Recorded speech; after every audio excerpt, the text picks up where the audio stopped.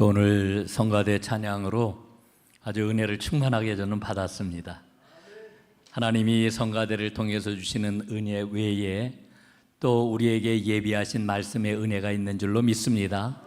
그 은혜가 여러분 모두에게 임할 수 있기를 간절히 바랍니다. 우리 사람에게는 하나님이 필요하지요. 하나님이 필요하지 않은 사람은 한 사람도 없습니다. 어디 사람뿐이겠습니까? 이 세상 모든 만물에게도 다 하나님이 필요합니다. 그 하나님을 경험하는 것을 우리는 믿음의 경험이다 이렇게 이야기를 하지요. 그런데 많은 사람들이 하나님을 알지 못한 채 혹은 하나님이 없는 줄로 아는 채 살아가는 경우를 봅니다.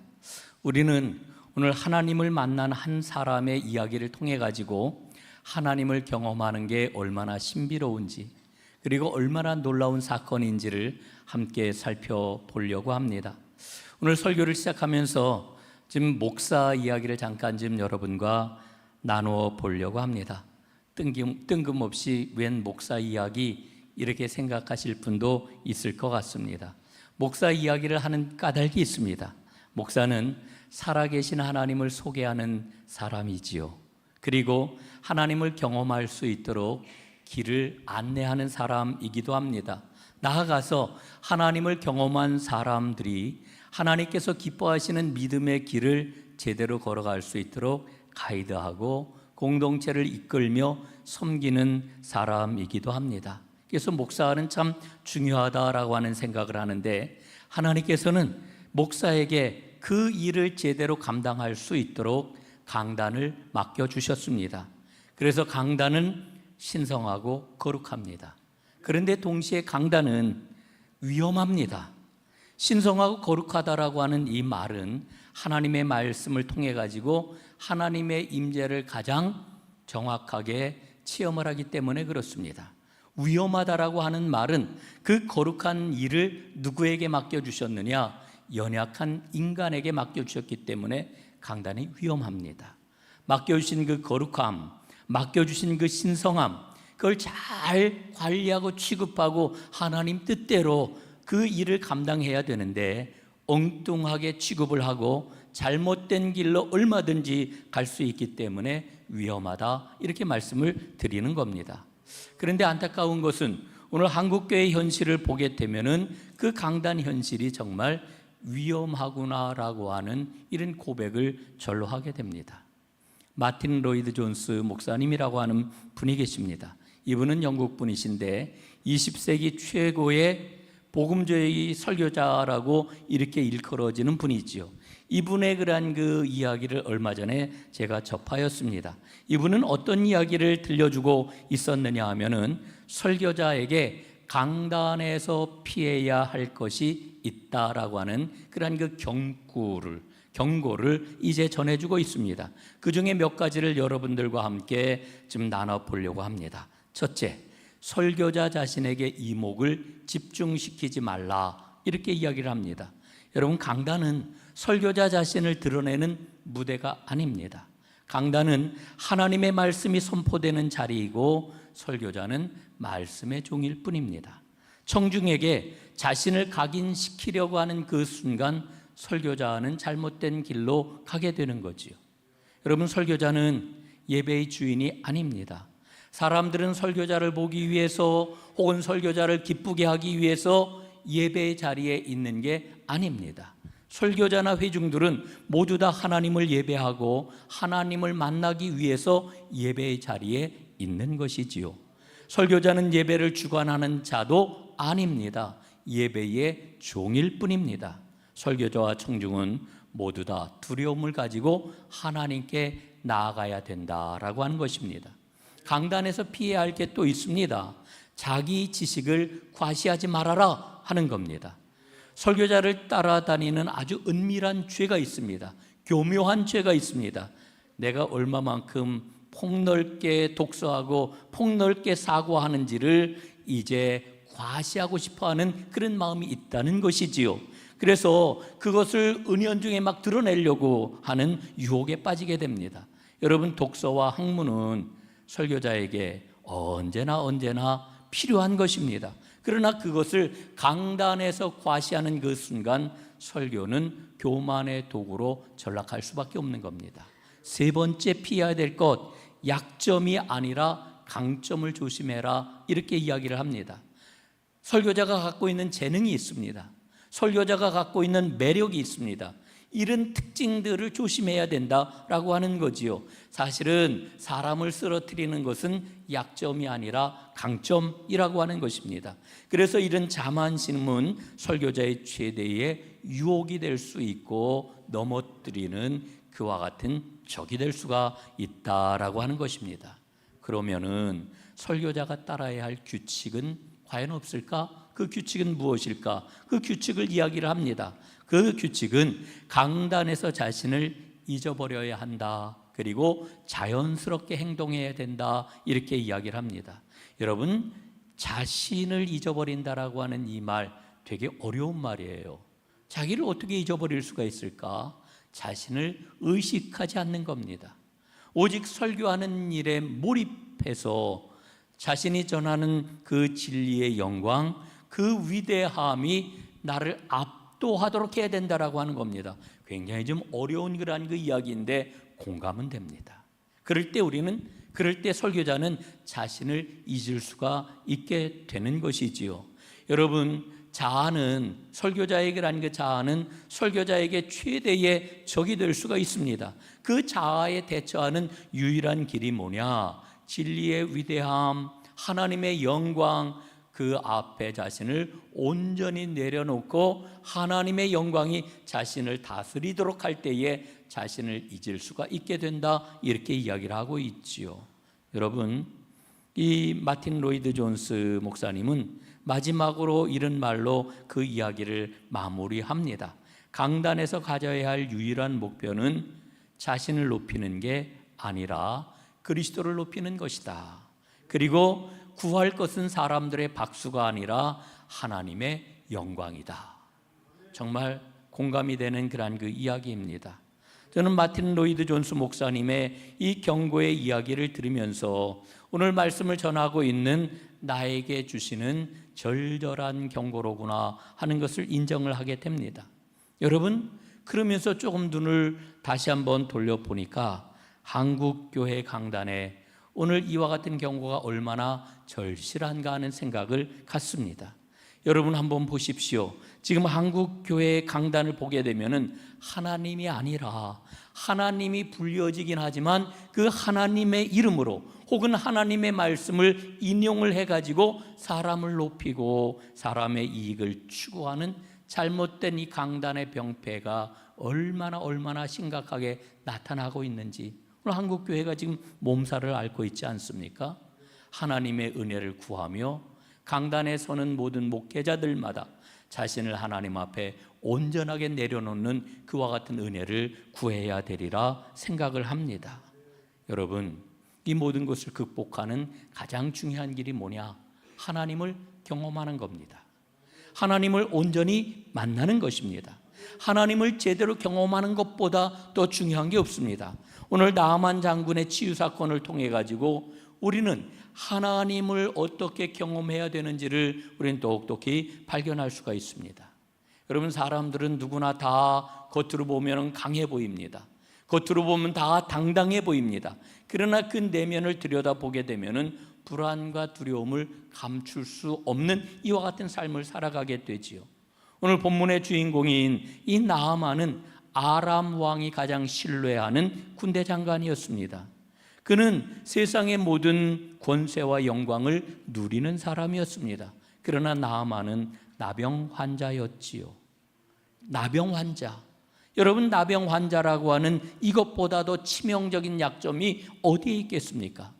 당시의 나병은 불치병이었습니다. 나병은 모든 관계를 무너뜨리는 사회적 질병이기도 했습니다. 그런데 그는 여전히 장군이었고 그는 여전히 왕의 절대적인 신임을 받고 있었습니다. 여러분, 그러나 그의 삶은 불안했다라고 하는 거지요. 그의 삶에는 두려움이 언제나 가득했다라고 하는 거지요.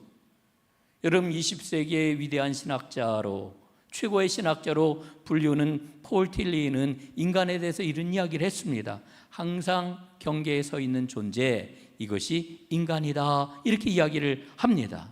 영혼과 시간의 경계, 신성과 인간성의 경계, 불안과 가능성의 경계에 서 있는 것이 바로 인간이라고 하는 그런 이야기입니다. 나만이 지금 바로 그 경계에 서 있는 것 아니겠습니까? 권력이냐 추락이냐, 비정상이냐 정상이냐, 큰 영향력을 계속 행사할 수 있느냐 아니면 쫓겨나느냐, 이와 같은 경계에 서 있는 사람이 바로 나만이었다라고 하는 거지요. 얼마나 불안하고 얼마나 두려웠겠습니까? 그의 나병은 불안과 두려움을 불러오는 칼바람 같은 불안의 경계선에 그가 서 있었지만, 그런데 우리는 오늘 말씀을 읽으면서 깨닫습니다. 깨달아요. 그 불안의 경계선에서 하나님의 놀라운 은혜의 가능성이 열리는구나 하는 것을 보게 되는 거지요. 여러분, 그가 서 있는 그 경계의 자리는 하나님께서 주시는 희망의 가능성이 숨겨져 있는 그와 같은 경계였던 것입니다. 여러분, 하나님께서는 언제나 우리를 경계선상에서 부르십니다. 두려움과 불안의 끝에 서 있는 인간을 부르십니다. 왜냐하면 인간의 끝자락이 바로 하나님의 시작이 열리는 지점이 되기 때문이지요. 여러분, 오늘 말씀을 통해서 우리는 깨닫지 않습니까? 하나님을 만나는 길은 언제나 우리의 생각 혹은 우리의 계산을 뛰어넘는 것이로구나 하는 깨달음을 갖습니다. 뜻밖의 경로를 통해서 하나님의 은혜가, 하나님의 역사가 우리에게 다가온다라고 하는 이야기입니다. 여러분, 나만을 한번 보십시오. 나만에게 열리는 은혜의 길은 사실은 작은 여종, 아무도 주목하지 않는 보잘것없는 여종을 통해서 시작이 되었습니다. 여러분, 아람과 이스라엘은 적대 관계에 있는 그와 같은 나라였습니다. 그래서 종종 전쟁이 일어났습니다. 큰 전쟁도 있었고 작은 전투도 있었어요. 국지전도 있었다라고 하는 이야기죠. 그런데 어느 날 그 작은 전쟁을 통해 가지고 포로로 이스라엘 여자아이를 하나 잡아오게 되었는데, 그 여자아이가 나만 장군의 집에 여종으로, 그의 아내를 섬기는 여종으로 함께 살고 있었다. 오늘 이 이야기를 해주고 있죠. 그런데 그 여종이 나만의 아내에게 이런 이야기를 들려주는 것이었습니다. 나의 주인이시여, 우리 나만 장군이 사마리아에 큰 선지자가 계신데 그 선지자에게 가면은 나병을 고칠 수 있습니다 라고 하는 이야기를 해요. 여러분, 지금 이 여종이 들려주는 이야기는 복음입니다. 복음이에요. 절망의 자리에 있는 나아만에게는 복음이었죠.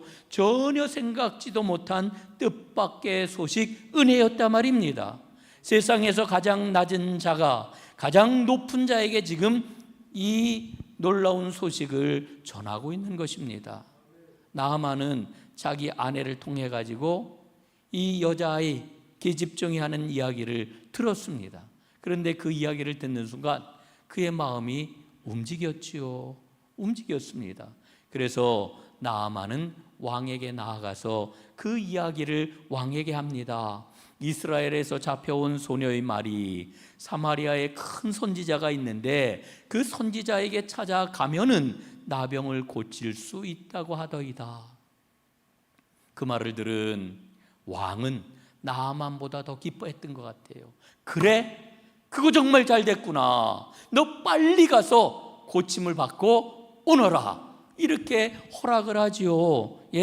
일이 잘 될 수 있도록 편지를 써 주었을 뿐만 아니라 은과 금과 귀한 옷을 함께 챙겨 보내면서 지원을 아끼지 않았습니다.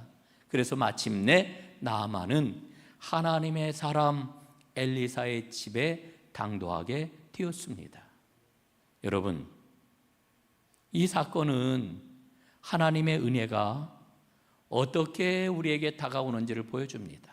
특별히 세상의 울타리를 하나님의 은혜가 어떻게 넘어서는지를 우리에게 보여주고 있습니다. 여러분, 하나님의 은혜는요, 사회적 경계를 언제나 훌쩍 뛰어넘습니다. 여러분, 사회적 경계에는 가장 크게 신분과 계급의 벽 아니겠어요? 혹은 빈부의 벽 아니겠어요? 그런데 하나님 앞에서는 이와 같은 신분과 계급의 벽이라고 하는 것은 아무런 의미가 없어요. 예? 여러분, 오늘 보세요. 하나님께서는 가장 낮은, 정말 보잘것없는, 아무도 주목하지 않는 그 여종의 낮은 입술을 통해 가지고 은혜의 문을 열고 계시잖아요. 하나님의 역사는 이렇게 언제나 막힘없이 흐르는 강물과도 같습니다. 또 한 가지 우리가 보게 되는 것은 하나님의 은혜는 민족적 경계를 훌쩍 뛰어넘는구나 하는 사실도 우리는 깨닫습니다. 여러분, 이스라엘과 아람은 오랜 원수지간 아니었습니까? 그런데 하나님께서는 지금 원수 나라의 가장 핵심적인 큰 장군 나만에게 구원의 손길을 지금 펴고 계시는 거예요. 여러분, 이스라엘 사람들에게는 있을 수 없는 일입니다. 있을 수 없는 일이에요. 예? 여러분, 한번 생각해 보세요. 저희 북한에 최고의 그런 한 2인자쯤 되는 사람이 죽게 되었는데 우리 서울에 와가지고 수술을 받아가지고 깨끗하게 낫는다 그러면 여론이 어떨까요? 예? 여론이 어떨까? 여러분, 실제로 우리가 요나 이야기를 잘 알고 있잖아요. 요나는 하나님의 사람이에요. 하나님께 불리움을 받고 하나님의 말씀을 전하도록 그 입에 하나님께서 말씀을 담아준 예언자였단 말이에요. 그런데 여러분, 어때요? 하나님께서 요나에게 너 니느웨로 가서 생명의 복음을 전해라 그랬더니, 구원의 복음을 전해라 그랬더니 요나가 어떻게 했습니까? 순종하지 않았잖아요. 하나님께 막 저항을 했잖아요. 도망을 갔잖아요. 왜 그랬습니까? 이해가 안 되니까. 아니, 원수 나라를 구원하다니 이게 말이 되는 겁니까? 하나님, 이건 도무지 제가 납득이 안 돼가지고 하나님, 나 이 일을 수행하지 못하겠습니다, 이랬던 거 아니에요? 여러분, 요나 이야기를 통해 가지고 하나님께서는 무엇을 말씀을 하셔요? 하나님의 은혜는 국경과 민족의 장벽을 뛰어넘는다라고 하는 것을 일러주시는데, 오늘 바로 나아만 장군 이야기도 똑같은 이야기라고 우리가 보게 되는 것이지요. 여러분, 하나님의 은혜는 모든 인간의 장벽, 모든 인간의 경계를 넘어서 흐릅니다. 우리는 종종 그래요. 내 생각 때문에, 내 환경 때문에 하나님의 은혜를 제한하려고 그러잖아요. 예? 그러나 하나님께서는 언제나 우리가 제한하려고 하는 그 모든 장벽을 다 허무시고 은혜를 베푸셔요. 은혜를 확장해 나가신다라고 하는 겁니다. 여러분, 그 하나님의 은혜의 길을 놓치지 않는 하나님의 사람들이 꼭 되시기를 간절히 바랍니다. 나아만은 아람 왕이 보내는 많은 선물을 가지고 엘리사를 지금 찾아갔지요. 그런데 여기에서 엄청난 일이 생겨요. 나아만 안에서. 예? 여러분, 이렇게 찾아갔을 때 엘리사 선지자가 얼굴조차 내다보질 않습니다. 그의 심부름꾼, 그의 시종을 내보내 가지고 이렇게 이야기를 하지요. 10절에 보니까 요단강에 가서 7번 몸을 씻으라. 이야기를 전했고 나아만은 큰 모욕을 당했다고 생각을 해요. 막 분노를 해요. 아니, 어떻게 나를 이렇게 대접을 한단 말이냐.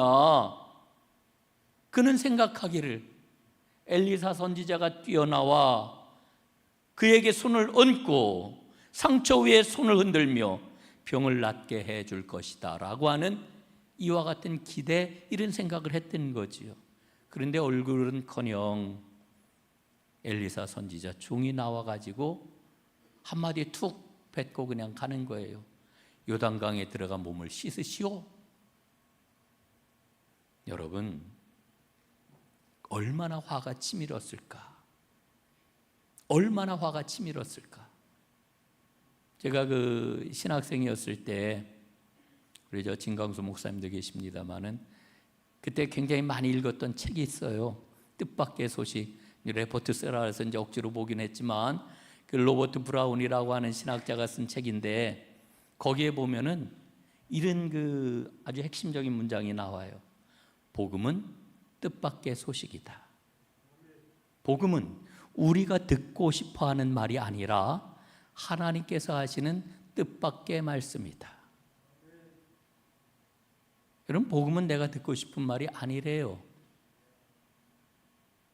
하나님이 하시는 뜻밖의 말씀이 복음이래요. 여러분, 오늘 한번 상황을 보세요. 예? 나아만은 듣고 싶은 말이 있었어요. 자기를 알아주는 그 말이 듣고 싶었어요. 그리고 자기를 알아주고 환대하는 그 분위기가 펼쳐지기를 마음속 깊이 기대하고 있었던 거지요. 여러분, 이게 나아만이 갖고 있는 자기 확신이에요. 나아만은 자기 지위와 자기 힘에 대한 확고한 신념이 있었어요. 그러니까 나는 이 정도 대접을 받아야 된다, 이런 생각을 했던 거지요. 그런데 여러분, 그 믿음, 그 신념이 깨어지게 되니까 마음속에 가득가득하게 있던 그 교만이 분노로 표출이 되는 거예요. 나아만은 결코 엘리사가 전해주는 그 처방을 따를 수가 없는 거지요. 분노한 나아만 뭐라고 얘기를 해요? 다메섹에 그 많은 강들이 있는데 이 보잘것없는 이 요단 강물에다가 내가 목욕을 하러 왔는지 아느냐? 돌아가겠다, 이러면서 발길을 지금 돌리고 있잖아요. 나아만의 이 마음이 뭡니까? 바로 나아만을 복종하지 못하게 만드는 그의 마음의 장벽이었던 거예요. 마음의 장벽. 그런데 그를 수종들며 따라온 종들이 나아만에게 이야기를 합니다. 13절에 보니까요, 선지자가 당신에게 더 큰 일을 행하라 말하였다면 행하지 아니하였으리이까. 예? 여러분, 더 어려운 일을 하라고 했으면 당신은 그거 했을 거 아닙니까? 물에 텅벙 들어갔다 나오라고 하는 그 쉬운 일을 하라고 그러니까 그거 아무것도 아니라고 생각하고 지금 돌아가시려고 그러는데 아닙니다, 한번 해보십시오. 여러분, 종들의 그 말에 분노했던 나아만의 마음이 잠잠해지게 됩니다. 오늘 저는 종들의 이 이야기를 읽으면서 그런 생각이 들어요. 하나님께서는 시종들은 이 종들의 입술을 통해 가지고 뜻밖의 소식인 하나님의 은혜를 명토받게 하시는구나. 여러분, 오늘 본문에 보면은 나아만은 3번에 걸쳐 하나님의 은혜인 뜻밖의 소식을 들었어요. 첫 번째, 자기 집안에서 일을 하는 어린 여자 종을 통해 가지고 사마리아 선지자에게 가면은 나병이 나을 수 있다라고 하는 이와 같은 뜻밖의 소식을 들었죠. 두 번째, 엘리사 집 앞에 왔을 때에 엘리사 선지자를 통해 가지고 요단강에 들어가 내 몸을 7번 씻으라 하는 은혜의 말씀, 뜻밖의 소식을 들었지요. 세 번째, 그의 종들을 통해 가지고 이보다 더 큰 일을 행하라 하였으면 행하지 아니하였겠나이까 라고 하는 뜻밖의 소식을 들어요. 저는 오늘 이 3번에 걸친 뜻밖의 소식을 접하는 나아만을 보면서 깨닫습니다. 하나님께서는 하나님의 은혜를 받아들이지 못하는 나아만을 포기하지 아니하시는구나. 그리고 다시 한번 은혜의 소식, 뜻밖의 복음을 들려주고 계시는구나. 여러분, 이 하나님의 소식, 이 음성을 들은 나아만 이제 어떻게 합니까? 마음을 낮추고 요단강을 향해 내려가지요. 요단강으로 옮기는 그 발걸음, 그게 바로 복종의 시작입니다. 믿음의 출발점이라 하는 그런 이야기입니다. 여러분, 보네포는 그런 이야기를 했어요. 믿는 사람만이 복종하고 복종하는 사람만이 믿는다. 여러분, 정말 기가 막힌 이야기지요. 예? 믿는 사람만이 복종하고 복종하는 사람만이 믿는다. 여러분, 우리는 흔히 생각을 해요. 복종은 믿음의 결과, 이렇게 생각을 하죠. 아니에요. 복종은 믿음의 결과가 아니고요, 믿음의 시작이에요. 믿음의 시작. 나만이 하나님께 자신을 맡기는 순간 믿음이 생겨나고 은혜가 역사하기 시작했어요. 사랑하는 여러분, 말씀 앞에 자신을 내려놓고 복종하는 그 순간 우리의 믿음은 본격적으로 시작이 되는 겁니다. 오늘 우리의 삶 속에도 나만처럼 복종하지 못하게 하는 우리 속에 내면의 벽이 있습니다. 우리에겐 자존심이 있고요, 우리에게는 체면이 있습니다. 또 우리에게는 이성적인 판단, 세상적인 계산이 언제나 왕성하게 작동을 합니다. 그게 우리의 발목을 잡지요. 여러분, 그러나 그 벽을 넘어서 순종하게 될 때 믿음은 현실이 되고 하나님을 살아계신 분으로 경험하게 되는 겁니다. 여러분, 신앙생활 꽤 오래 하셨죠? 하나님을 경험하고 계십니까? 하나님을 경험하셨습니까? 하나님을 경험하기를 원하십니까? 전제가 있어요. 복종하는 거예요. 나아만이 요단강에 내려가서 7번 몸을 담갔더니 그의 살이 어린아이의 살처럼 깨끗하게 되었다, 이렇게 말씀하고 있잖아요. 여러분, 오늘 14절의 이 말씀은요, 단순한 육체적 치유를 이야기하는 게 아닙니다. 그의 전 존재가 완전히 새로워졌다. 영적으로 표현을 하면은 부활의 은혜를 맛보았다. 그는 이제 단순하게 병이 나은 나아만 장군이 아니라 하나님을 만난 새 사람이 되었습니다. 그래서 그의 삶을 통하여서 믿음의 역사, 빛의 역사가 시작이 되었습니다. 여러분, 외부로 드러난 빛의 모습은 어떤 겁니까? 완전한 치유, 완벽한 회복입니다. 병이 나았고요, 관계가 회복이 되었고요, 인생이 새로워졌습니다. 그럼 내적으로 빛은 어떠한 그런 그 역사를 이루었습니까? 그의 안에서 불안이 극복이 되고 희망이 가득한 삶을 살아가기 시작한 것이죠. 나아만은 나병 때문에 이제 더 이상 두려움을 갖지 않고 수치심을 갖지 않고 살아갈 수 있는 사람이 되었습니다. 오히려 하나님 안에서 새 희망을 노래하는 사람이 되었단 말이에요. 여러분, 15절에 보면은 나아만 장군의 놀라운 신앙 고백이 나와요. 온 세상에 이스라엘의 하나님 외에는 다른 신이 없나이다. 여러분, 나아만의 이 고백은 새 생명의 증언이고 그의 삶을 통해서 명확하게 하나님의 계시가 드러나는 순간인 것입니다. 꼭 기억하셔야 됩니다. 하나님께서는 복종하는 자를 통해 은혜의 역사를 이루십니다.